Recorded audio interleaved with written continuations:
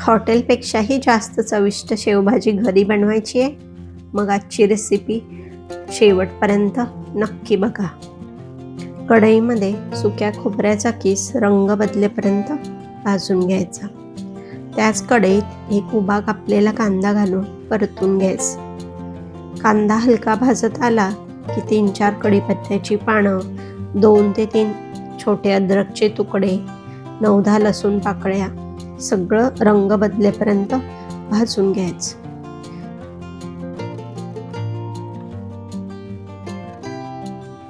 कांदा चांगला भाजला आहे. आता एक टोमॅटो आणि थोडंसं मीठ घालून 2 मिनिटे झाकून ठेवायचं.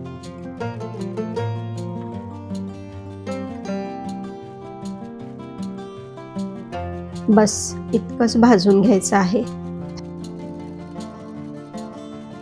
थंड झाल्यावर मिक्सरला थोडीशी कोथिंबीर आणि कोथिंबिरीचे देठ घालून बारीक पेस्ट तयार करून घ्यायची.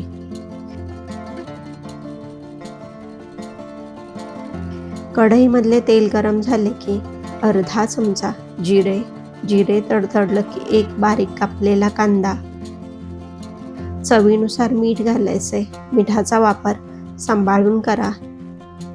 वाटणामध्ये मीठ टाकलेलं आहे आणि शेवेमध्येही मीठ असतं, त्यामुळे घालताना सांभाळून घाला. कांदा चांगला रंग बदलेपर्यंत भाजून घ्यायचा आहे. आता तयार केलेलं वाटण घालायचं. थोडंसं परतून घ्यायचं.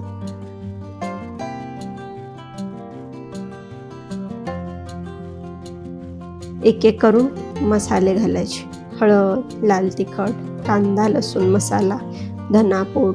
वरून लगेचच थोडंसं गरम पाणी घालायचं. तर सगळे मसाले चांगले मिक्स करून घ्यायचे. आता मात्र अर्धी वाटी गरम पाणी घालून मसाला चांगला मिक्स करायचा आणि 2 ते 3 मिनिटासाठी झाकून ठेवायचा.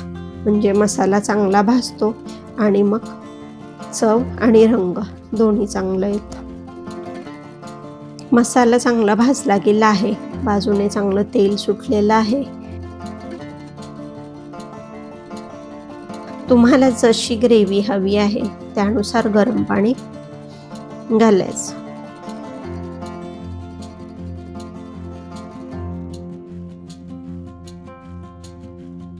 दोन ते 3 मिनिटे चांगली उकळी येऊ द्यायची.